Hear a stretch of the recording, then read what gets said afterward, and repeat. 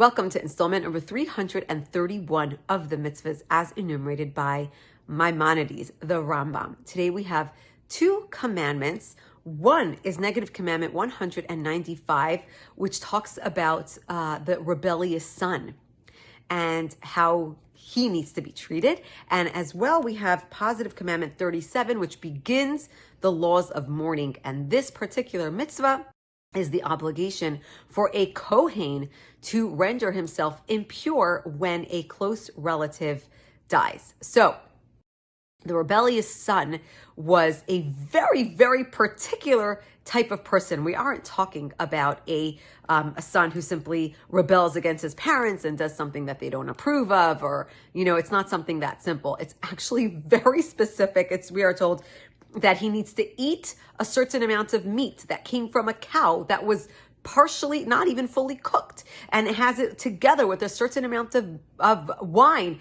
that wasn't properly mixed. And all this food was purchased with money that was stolen. And it was witnessed that he stole the money. And it was witnessed that he ate it this way. And all these specific details that we are actually told, and the mitzvah is that such a son must be killed. A rebellious son, such as this that the Torah describes, has in fact never existed and never will. So why is the Torah telling us this? It is because we learn certain mitzvahs from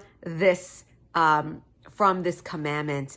And namely, we really do learn what respect and love and awe of our parents is all about. Additionally, this child must be under the age of bar mitzvah, under 13 years old. There are a lot of details that are so specific that it is highly impossible for this to occur. However, we do learn other mitzvahs through this description of the rebellious son. In addition, we start to learn about the laws of mourning, which might seem subdued and solemn, but you know what? Every time I talk about these mitzvahs, it reminds me how lucky we are and how blessed we are to have the Torah as a guide, because especially in death, that is the time I think that most people are caught by surprise. No matter how prepared one can be, they are caught by surprise and in such a state that they just don't know what to do and where to turn. And we are so blessed that we are given a specific instruction during these times. This is what you do. You need to prepare such and such a funeral. You need to mourn. You need to sit on a low chair for 7 days and mourn for 7 days. There is the 30-day period. There's the 11-month period. We have direct instruction of how to conduct ourselves. And we are so incredibly fortunate to have this type of guidance in our lives, especially at a time that can be so difficult and so stressful and painful. We are told exactly how and what to do. So in this mitzvah, there's the biblical law of burial, that we must mourn the day of burial. And actually, biblically, we are only instructed this one day of mourning, one day of the burial. That's the amount of time that we need to be mourning. Moses actually instituted the additional 6 days, the 7 days that we know as Shiva.